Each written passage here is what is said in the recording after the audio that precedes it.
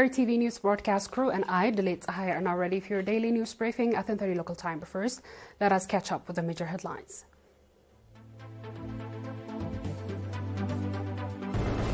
Strong start by Binam Girmaya at 112th Tour de France. ERi College of Business and Social Science graduates 523 students. Australia invests in the security with purchase of hypersonic missiles from the US. And dozens missing after ferry carries 65 people sink off Indonesia's Bali. On our local news, Eritrean Olympian Binam Girmay of Belgian team Intermarché Wanty kicked off the 112th edition of Tour de France with an impressive second-place finish in the opening stage. The 184.9 kilometers race would complete in 3 hours, 53 minutes and 5 seconds, with Jasper Philipsen of Apesen Dukink claim first place. Binam crossed the finish line with the same time, narrowly missing the top spot but asserting his presence early in the competition. In the intermediate sprint, Binam secured third place and earned 15 points in the green jersey classification. As a result, he enters Stage 2 ranking second overall in both the yellow and green jersey standings, and leading the white jersey category for Best Young Rider. The second stage of Tour de France will continue on Sunday with 209.1 kilometers route. Binam Girmay made history in 111th edition of Tour de France, last year winning 3 stages and becoming the first black African cyclist to win the prestigious green jersey. ERi College of Business and Social Science has conferred first degree and diplomas to 523 graduates at its 18th commencement today, 47% of whom are female students. The graduation ceremony was attended by ministers, senior government and PFDJ officials, as well as parents of the graduates and other invited guests. The degree program graduates include 73 in history, 62 in sociology and archaeology, 59 in management and public administration, 55 in English language, 47 in accounting, 44 in library science and information, 41 in economics and finance, and 39 in law. Diploma program, 13 graduates in sociology and social work, 7 in tourism and hotel management, and 1 in banking. Speaking on the occasion, Dr. Stefanos Hailemariam, Dean of the College, said that the main objective of the college is to produce innovative and creative students rather than job seekers. Regarding the curriculum, Dr. Stefanos stated that the college is focusing on designing nationally relevant, internationally competitive, high-quality and sustainable educational programs. Dr. Stefanos further noted that the college has 68 academic staff members, including 30 PhD holders, 30 with MA and BA degree holders, and the remainders 17% are expatriates from India, Kenya, and Sudan. He also mentioned, as part of the effort to enhance staff development, 15 staff members are currently studying abroad in Hungary, China, India, and Russia. Ms. Askalu Monkores, Minister of Tourism, emphasized the importance of recognizing the free education provided in Eritrea as the result of the long and bitter struggle and sacrifice. She added that opportunities aim to nurture competent generations equipped with essential knowledge and values. A representative of the graduates, expressing appreciation for the education opportunities they received, affirmed their commitment to live up to the expectation of the people and the government who supported their journey.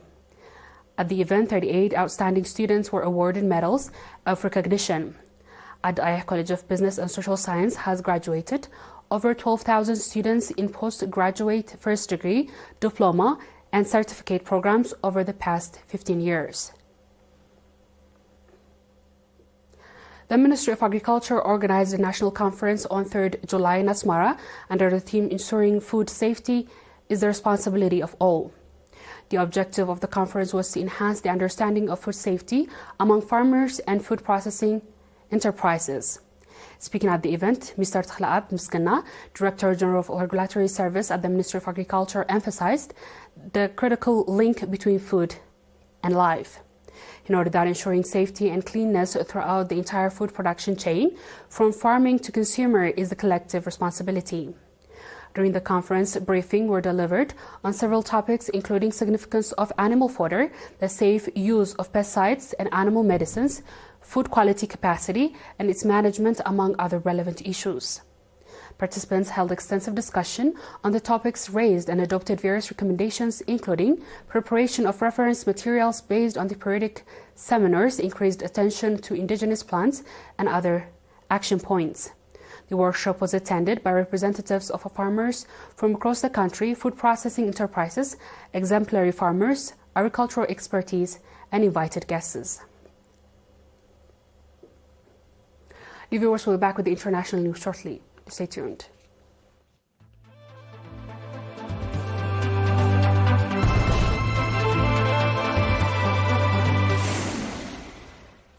Welcome back. Australia has confirmed a $1.3 billion missile deal with the U.S. Underlining its firm commitment to defense spending, Australia's Defense Industry Minister confirmed that Australia will acquire AIM-120C8 and AIM-120D3 missiles developed by the U.S. They will be used by F/A-18 and F-35 fighter jets, as well as the new Army brigade specializing in destroying air targets. Last year, Australia's government announced $74 billion Australian dollars in investment to buy missiles from Europe and the U.S. Of that, $21 billion Australian dollars is earmarked to build a local industry for guided weapons and munitions. On our last news, at least 5 people are dead and dozens are missing after a ferry carrying 65 people sank off Indonesia's resort island of Bali, authorities have said. Rescuers are still searching for survivors after the ferry sank shortly after leaving East Java's Banyuwangi port late on Wednesday. 35 survivors have been brought to safety as part of the rescue operation, which include a helicopter and 15 vessels. This is according to the officials. Banyuwangi police chief said many of the survivors were initially unconscious after spending hours drifting in the ocean. Cabinet Secretary of the country said in the statement that Indonesian President Prabowo Subianto ordered the immediate emergency response, adding the cause of the incident as bad weather. Maritime disaster and common occurrence in Indonesia were lack safety standards after allowing vessels to be overloaded with adequate life-saving equipment. The viewers, have come to the end of tonight's news. Let's have a quick recap of the headlines. Strong start by Binam Girmay at 112th Tour de France. At ERi College of Business and Social Science graduates 523 students. Australia invests in the security to purchase hypersonic missiles from the US.